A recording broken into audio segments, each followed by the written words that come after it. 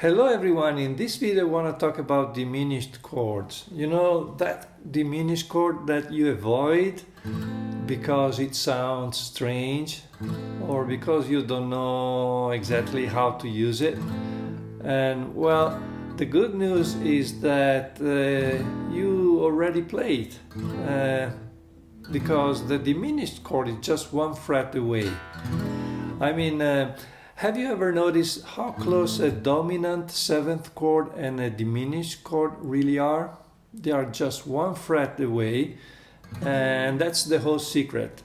So in this video I'm going to show you 3 examples, and let's start with an E seventh. Okay, this is an E dominant seventh that goes to an A minor, right?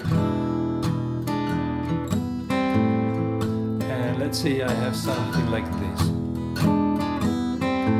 All right. Now, look. If I'm using this fingering for the E seventh, right? So the E major triad and the flat seventh here, my D note. All right. Now, if I raise the root of the chord, I will get a diminished chord. As simple as that. So again, I need to raise the root. Where is the root here? I don't want to raise the open E strings, okay? I want to raise this root, the E note here. And that goes 1 fret. It goes to F, okay? And just like that. You see my ring finger? Of course, I need to slightly move the other fingers, and that's a diminished chord. And now I can use both the E7 and the diminished chord to go to A minor. Listen.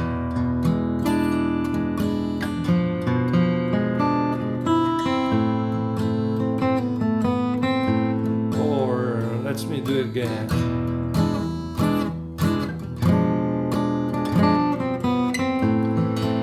And by the way, you can also do the opposite. You can play the diminished fingering first and then the dominant seventh, like this. Like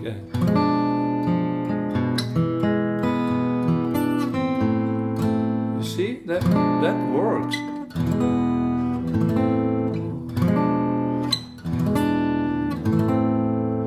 All right, this is so simple. Let me give you another example. Let's go to the key of D minor. Let's say we have an A seventh and then we have a D minor. Okay? So, and this is the fingering I want to use for the A seventh. You see, I'm using my index finger to play the E, the A, and the C sharp, and then the flat seventh here on the top string. Right, this is a very common A7 fingering, and that's my D minor. Now, you remember the rule, right? We need to raise the root of the chord 1 fret. So the root is here, A, and that needs to go to A sharp.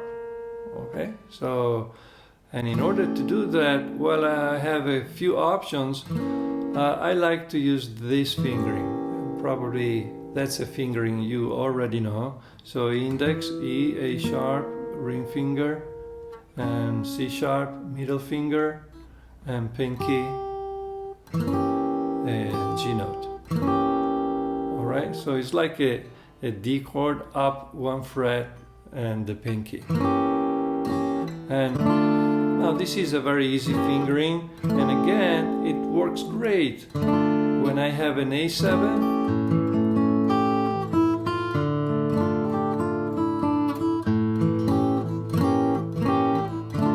right?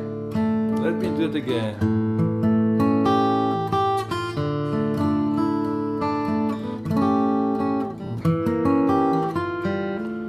And by the way, remember that every time you have a diminished chord, you can move it up 3 frets and the chord doesn't change. So in other words, this is the same chord as this, okay?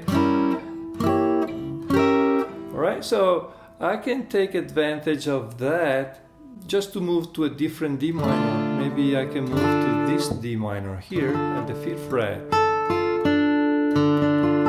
or the bar chord, like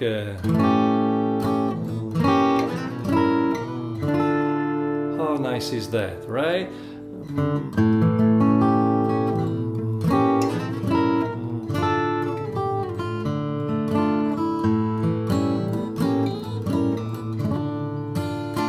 So that's example number 2. And now for the third example, let me go to a major key. And here I'm thinking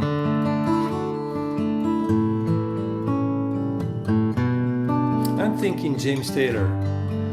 And James Taylor knows this simple secret very, very well, and he's been using it in many songs. So let's say we are in the key of D. We have a chord progression that goes D, 1, 5, and then the minor 6, B minor, and the 4 chord. Okay, very classic chord progression. And now look, I can play something like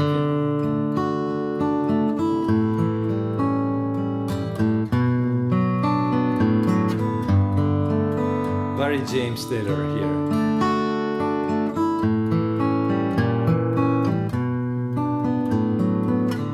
And you see what I did there?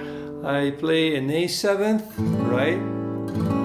And then in this case the root is my open A string. And again I applied the rule, just raise the root 1 fret. So this is A7th again, A, E, G, and C sharp, E. And from there I go to A sharp, E, G, and C sharp. And then I go to B minor. And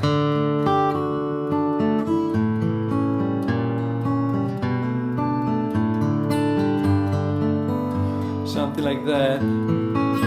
And I have a very nice bass line going on here. A sharp, B minor.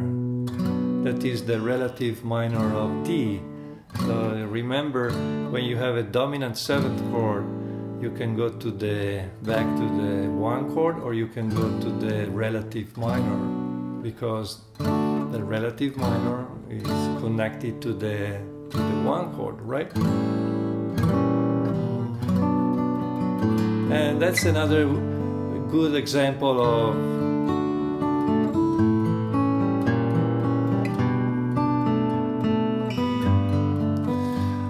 using the diminished chord, right? So you see, it's really simple, and I think that if you're arranging a song, or if you're playing a song by yourself, just doing that, you're adding an extra color, an extra flavor, a very nice flavor to your arrangement, to your playing, and your guitar sounds more complete and sounds fuller and more interesting.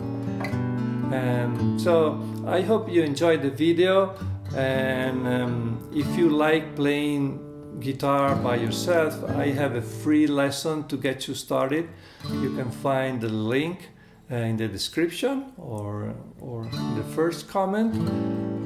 You can download the tablature and a video lesson to get you started on playing flat-picking guitar all by yourself. Alright? Let me know what you think about this idea in the comments. I